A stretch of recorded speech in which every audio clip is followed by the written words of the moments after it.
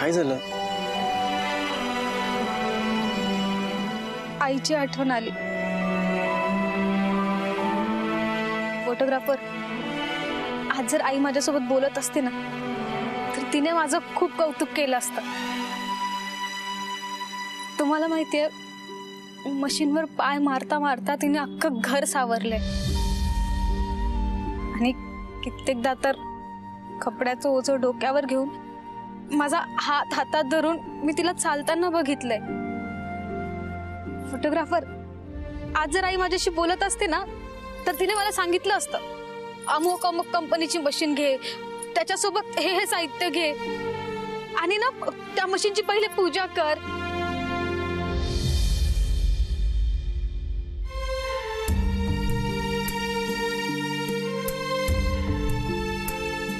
रडू नका. हे बघा, कोणती मशीन घ्यायची याचा विचार आपण करतोय ना, मग आपण तुमच्या आईंनाच विचारूया ना. आईला? हो. ती नाही बोलणार माझ्याशी. हा, आणखीन एक पर्याय. कोणता? मम्मीजी. मम्मी ते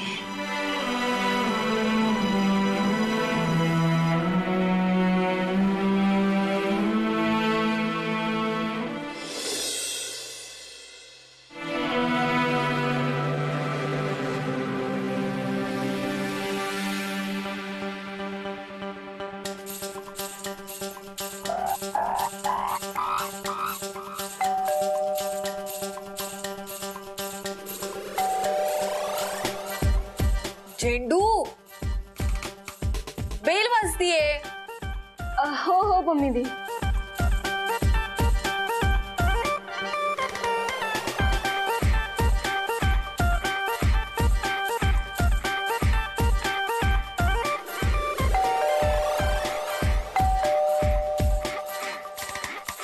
झेंडू, अगं तुला ऐकू येत नाहीये का? बेल वाजतीये. जा दरवाजा उघड. हो हो, सॉरी सॉरी, हा उघडते. काय हे?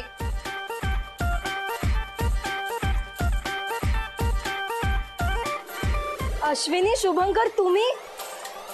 मम्मी दी, अश्विनी आणि शुभंकर आले. या ना आत या. अरे थांब थांब थांब. थांबा थांबा थांबा. झेंडू, अगं असं काय करतेस?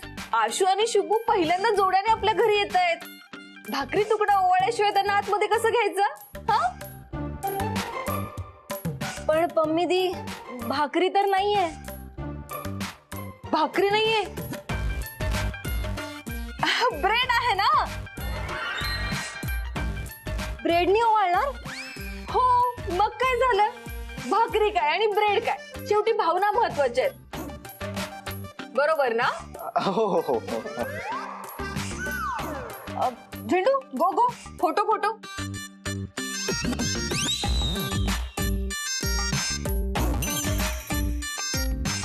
अरे स्माइल करा ना. सेची.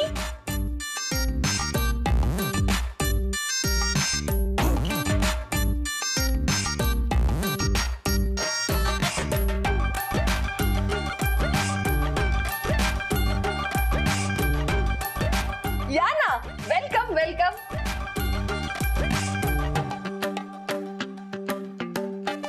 या बसा.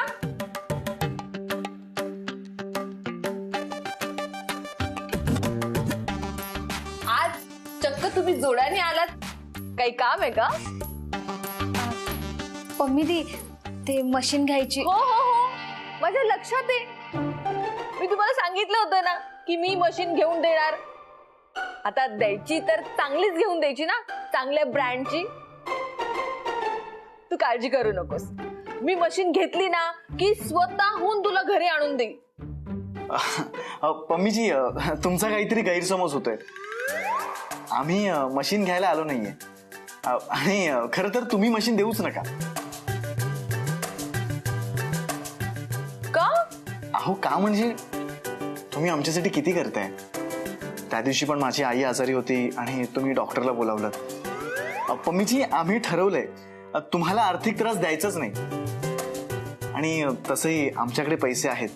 आम्ही मशीन घेऊ. अरे पण असं कसं? मी म्हंटल होतं ना की मी मशीन घेऊन देणार आहे. आशू, अगं काय हे? तुला तुझ्या पम्मीदीवरती विश्वास नाहीये का? लगेच नवऱ्याला सांगितलं आणि आलात तुम्ही दोघे म्हणे मशीन घेऊन देऊ नका म्हणून. हो पम्मीजी, अहो आता आमचा संसार आहे ना, आणि त्यासाठी लागणाऱ्या सर्व गोष्टींची जबाबदारी आमची आहे. मग मी कोणी परकी आहे का? अगं तसं नाहीये पम्मीदी. आम्हाला काही लागलं तर तुला हक्काने सांगू, पण आता आम्ही मशीन घेऊ शकतो. बर बाबा ठीक आहे. आता तुम्ही ठरून आलाच आहात तर मी काय बोलणार. आणि असंही मला तुमचा स्वाभिमान दुखवायचा नाहीये. मशीनचं काम नाहीये, मग दुसरं काही काम आहे का? अगं नाही, मशीन घ्यायची आहे, पण कुठली मशीन घेऊ हे कळत नाहीये. OMG, म्हणजे तुम्ही माझं सजेशन विचारायला आला आहात? नाही म्हणजे पम्मीजी, आम्हाला तुमचं सजेशन हवंच आहे. पण त्याचं काय आहे ना, अश्विनीच्या आईला शिवणकामाचा खूप अनुभव आहे, त्यामुळे कोणती मशीन घ्यायची हे त्या आम्हाला चांगलं सांगू शकतात. मग जा आणि विचारा तिला. कसं विचारावं पम्मीदी? आईने तर बोलणं टाकलंय. पम्मीदी, तू जर पुढाकार घेतला ना तर कदाचित बोलणं होईल आणि नातं परत पहिल्यासारखं होईल. मांग मांग के क्या मांगा, इतनी सी चीज. चला, ती तुमच्याशी कशी बोलत नाही ना तेच बघते. हो हो चला. तुम्ही एक काम करा, तुम्ही जा पुढे, मी आवरून येते. अरे काय झालं? टेन्शन घेऊ नका, मी नक्की येणार आहे. तुमची जबाबदारी मी घेतलीये. बरं, आम्ही होतो पुढे, तू ये. हा चला चला.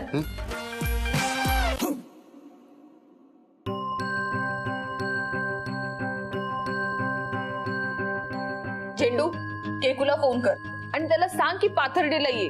त्याची आपल्याला काही मदत लागली तर. पण पम्मीदी, तुम्हाला असं नाही वाटत आहे की तुम्ही त्यांच्यासाठी खूप करताय? म्हणजे तुम्हाला त्यांचं लग्न लावायचं होतं, ते तर झालं, मग आता? लग्न झालंय, पण आशू अजूनही त्या घरची सून झालेली नाहीये. आता 2 महत्वाची कामं करायची. एक म्हणजे मशीन नगरकरांच्या दारात उभी करायची, आणि दुसरं आशूची पुन्हा तिच्या आई बरोबर भेट घालून द्यायची. पण अश्विनीची आई स्वीकारेल का तिला? का नाही स्वीकारणार? ही पम्मी त्यांचं नातं पहिल्यासारखं करणार. कारण आईपासून दुरावण्याचं दुःख माझ्याशिवाय दुसरं कोणीच जाणू शकत नाही.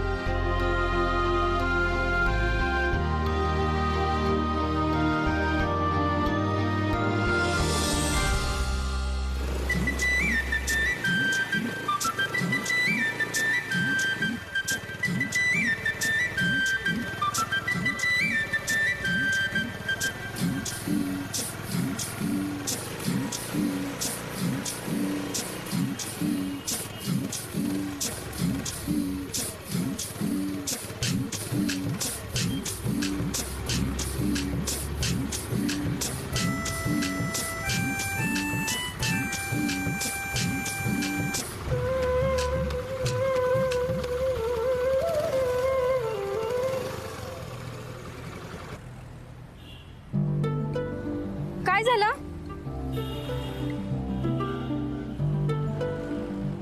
अरे यार, अहो बघा ना, गाडी बंद पडली. काय करणार? गाडी कोणाची आहे?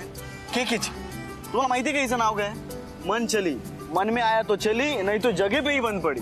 हाय का आता फोटोग्राफर, हिला आताच बंद पडायचं होतं, उशीर होईल जायला. हो ना, पण बघा मी काहीतरी प्रयत्न करतो. थांबा.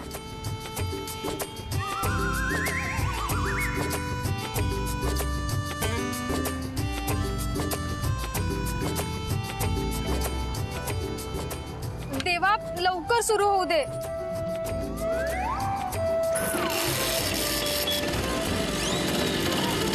फोटोग्राफर, तुम्ही मुद्दाम केलं ना हे? त्याचं काय ना, मला ना तुमची घाई बघायची. आता काय आई भेटणार, पुन्हा शिवणकाम सुरू होणार, मज्जा आहे. हा फोटोग्राफर कधी एकदा आईला भेटते आणि कडकडून मिठी मारते ना, असं झालंय मला. हो ना, भेटायचं ना आईला. हा. अहो मग बोलत काय बसला, तुमचा ना नेहमीचा प्रॉब्लेम, उगाच गप्पा मारण्यात वेळ मी घालवता. बोलत अहो बसले. चला ना, तुम्ही तुमच्यामुळे काय उशीर. बोलत अरे बापरे, किती उशीर झाला, किती उशीर झाला. लवकर बसा, लवकर बसा. चला चला चला चला चला मी बोलत बसले. चला चला. तुम्ही मुद्दामून गाडी बंद आई. पडली. तुमच्या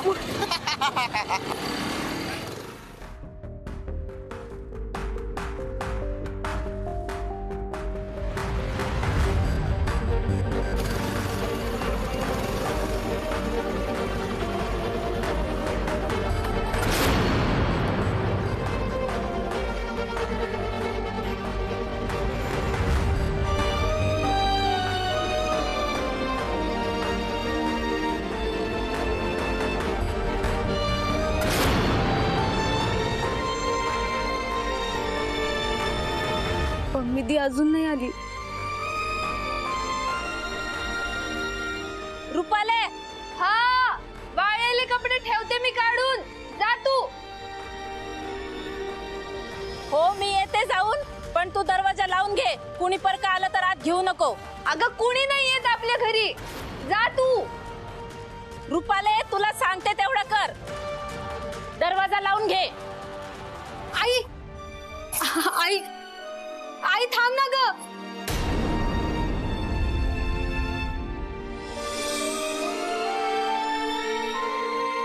आई अगं असं का करतेस तू?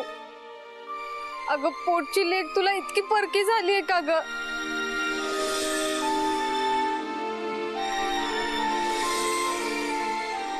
आई मला मान्य आहे की आमचं चुकलंय, पण माफ कर ना ग आम्हाला. आई असं नातं तोडून नको जाऊस ग. आई अगं एकदा डोक्यावर हात ठेवून आशीर्वाद दे ना ग. आई तुझ्या आशीर्वादाशिवाय आमचा संसार पूर्ण होऊच शकत नाही.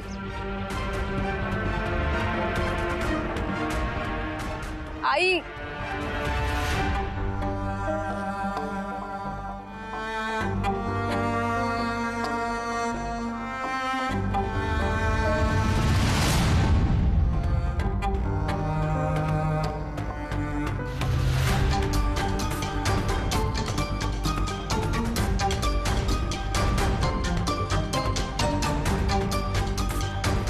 विचारल्याशिवाय लग्न केलंस ना?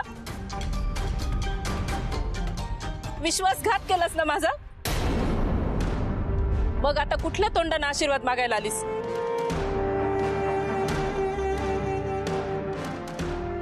पळून जाताना नाही आठवली का आई? आत्ता आठवण येते होय तुला माझी? हे बघ आता तुझा आणि माझा काहीही संबंध नाही.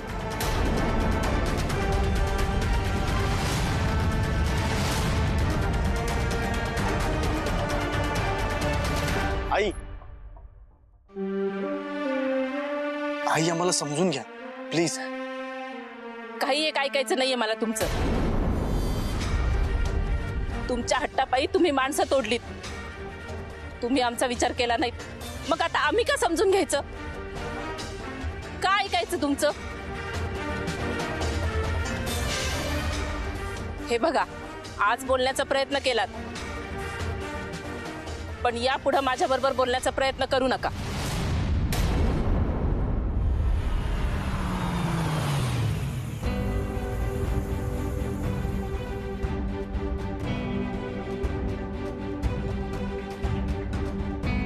अगं असं काय करतेस?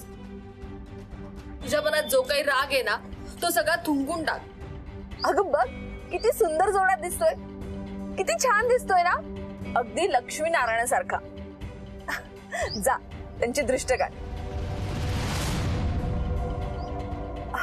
अगं जा ना, दृष्ट काढ ना त्यांची. तुझ्यामुळं झालंय सगळं. तू वाटोळं केलंस.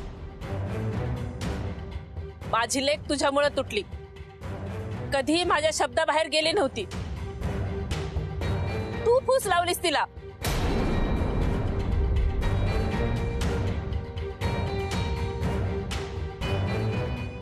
हे बघ, हळू बोल, माणसं बघतायत. बघू दे, त्यांना पण बघू दे आणि ऐकू दे.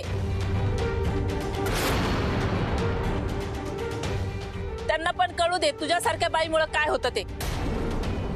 तमाशा करू नकोसा. तू तमाशा करतेस. तमाशा तर तू लावलाय. कुठेही तोंड दाखवायला जागा ठेवली नाहीस. तू तुला पाहिजे होतं म्हणून हे केलंस, पण आता लोक आम्हाला नावं ठेवतायत.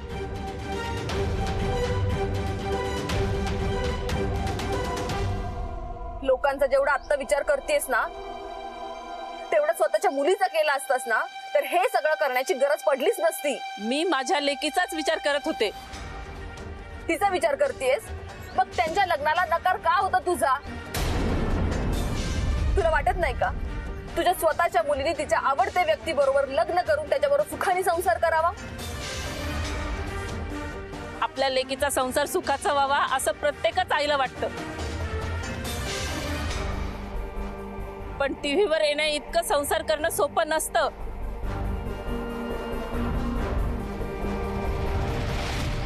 फक्त जोडीदार आवडल्याने संसार होत नाही. सगळ्या गोष्टी जुळून याव्या लागतात. अगं, त्यांची मनं जुळली आहेत ना, ते महत्वाचं आहे. अजून काय हवंय? यांची मनं जुळली तरी आमची घरं नाही जुळून येणार. त्यात खूप तफावत आहे.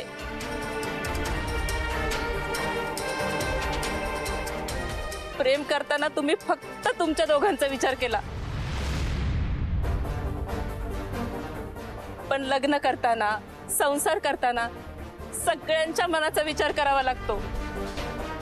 तसं जर झालं नाही ना, तर त्या संसाराला काहीच अर्थ राहत नाहीत.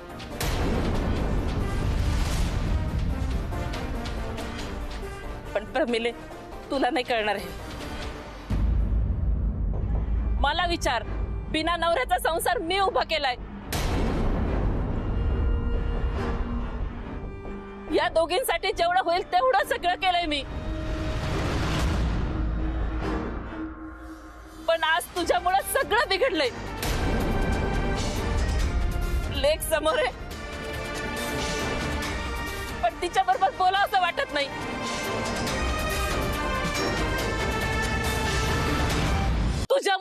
तुझ्यामुळे झालंय हे सगळं.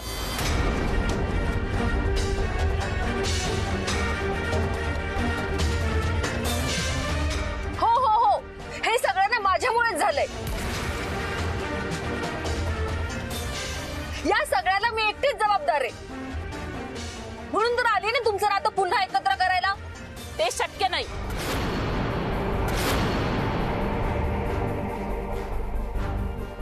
तुला जर यांचं नातं मान्य नसेल ना, तर माझ्याकडे दुसरा पर्याय आहे.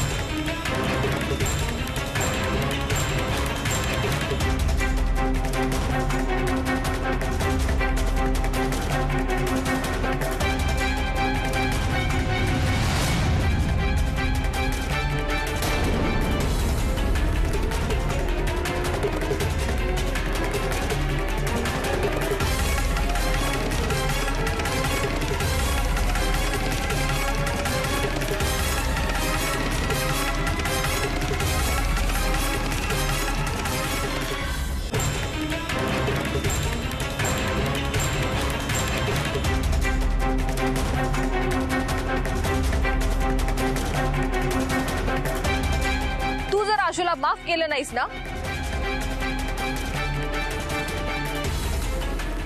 तर हे विष पिऊन मी माझा जीव देईन.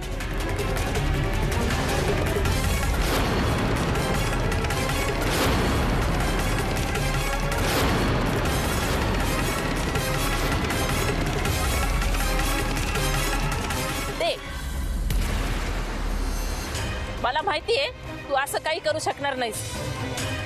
तू खूप नाटकी आहेस. तुमच्या मालिकांमध्ये असंच करतात ना, माहितीये मला. हो, मला माहितीये मी खूप चांगली अभिनेत्री, पण मी आता अभिनय नाही करत या. मी खूप सिरियस आहे. हे विष पिऊन मी जीव देईन. हो बाई, पी. अगं आई, काय बोलतेस तू? पम्मी दी, असं काही भलतं सलतं करू नको हा. फेक ती बॉटल. नाही आशू, आज एकतर तुमची गळा भेट होईल, नाहीतर या विषाने माझा गळा निळा होईल.